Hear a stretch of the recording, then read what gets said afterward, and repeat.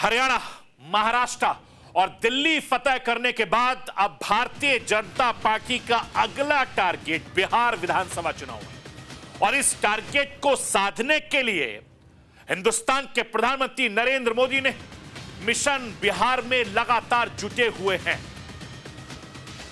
मैं आपको यह बताना चाहता हूं कि दिल्ली चुनाव से लेकर सरकार बनने तक में पूर्वांचलियों को बहुत ज्यादा अहमियत देकर भारतीय जनता पार्टी ने यह बता दिया है कि उसका अगला ठिकाना बिहार चुनाव होगा।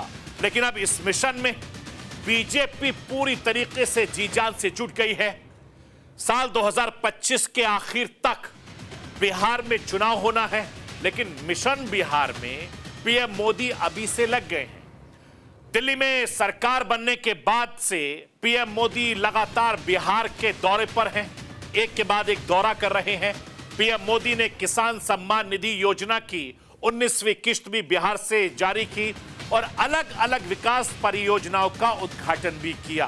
प्रधानमंत्री नरेंद्र मोदी पिछले 8 महीनों में 4 बार बिहार का दौरा कर चुके हैं और जिससे बड़ा संदेश दे रहे हैं कि हरियाणा, महाराष्ट्र, दिल्ली के बाद अब प्रधानमंत्री नरेंद्र मोदी का अगला टारगेट बिहार है। मैं हिंदुस्तान के प्रधानमंत्री नरेंद्र मोदी को सुनवाना चाहता हूं। सुनिए बिहार की धरती से पीएम मोदी क्या कुछ कह रहे हैं।